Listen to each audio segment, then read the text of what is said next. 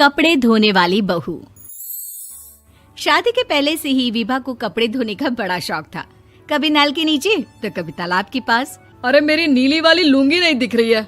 विभा की अम्मा, कहाँ रखी है लुंगी? अरे वो तो विभा ने परसों ही धोकर रखी थी आपकी अलमारी में, देखो वहीं होगी।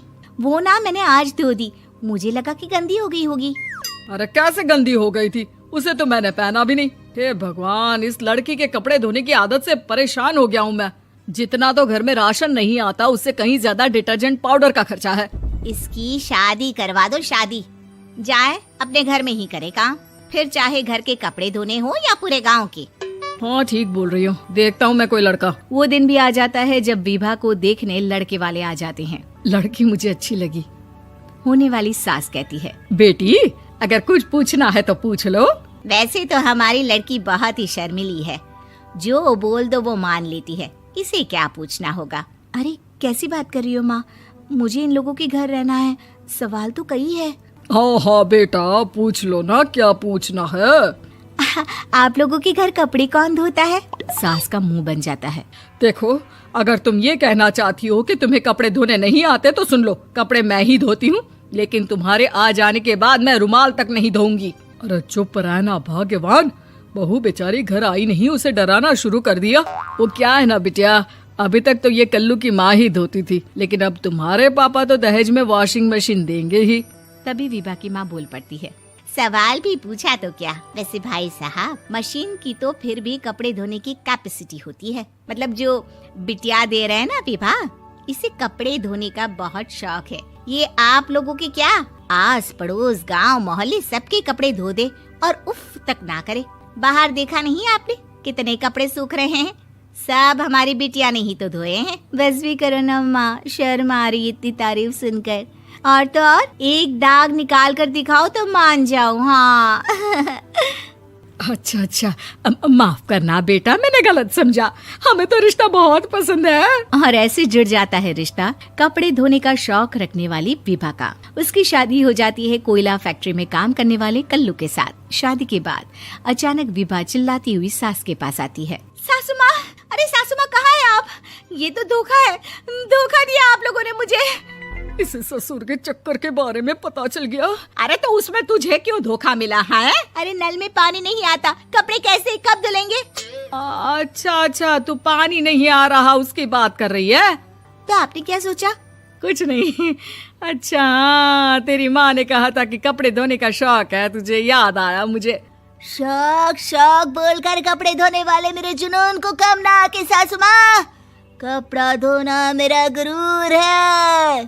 तभी पति भी वहाँ आ जाता है। अभी मैंने इसे सनी देओल की फिल्म दिखाई है, उसी के डायलॉग मार रही है माँ। अच्छा सुन, साफ साफ बता रही हूँ, पानी सुबह 4 से 6 और शाम को 10 से 12 आता है, समझी?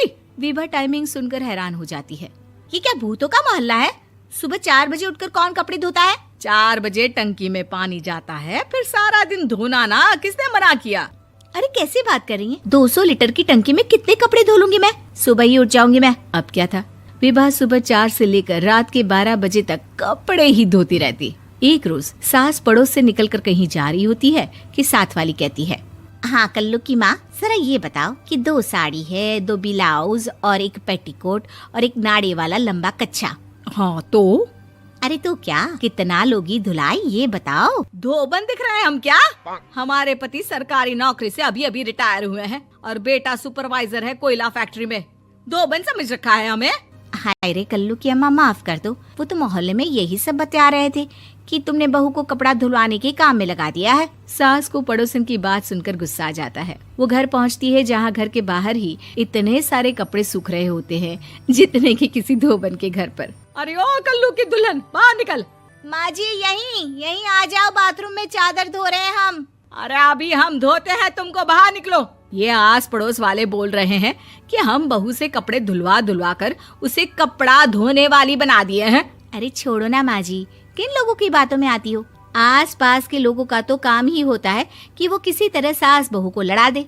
बहू सारे घर के कपड़े धोती है, ये क्या कम है? बोलिए। सास को भी लग जाता है कि वो बहू का ये सनकीपन नहीं छुड़वा सकती, इससे अच्छा है कि खुद ही चुप हो जाए।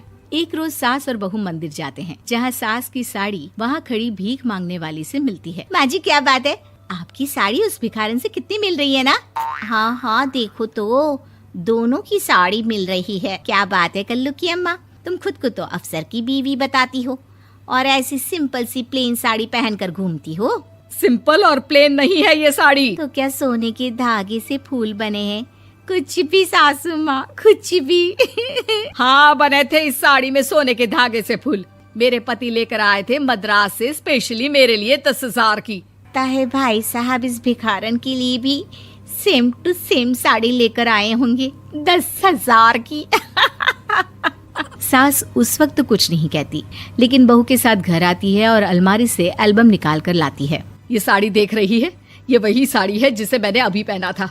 इस साड़ी में ये जो चमकदार फूल दिख रहे हैं ना, ये सोने के धागों से काढ़े गए हैं। लेकिन तू लोकल वॉशिंग मशीन ब्रश से घिस घिस कर सारे फूलों को निकाल कर साड़ी प्लेन कर दी। मुझे माफ कर दीजिए सासू माँ। और तो और, जब मैंने तुझे तेरी गलती के लिए कुछ नहीं कहा, लेकिन तूने तो सबके सामने मेरा मजाक ही बना दिया। क्यों? बहू को समझ में आ जाता है कि अब से उसका कपड़े धोना बंद।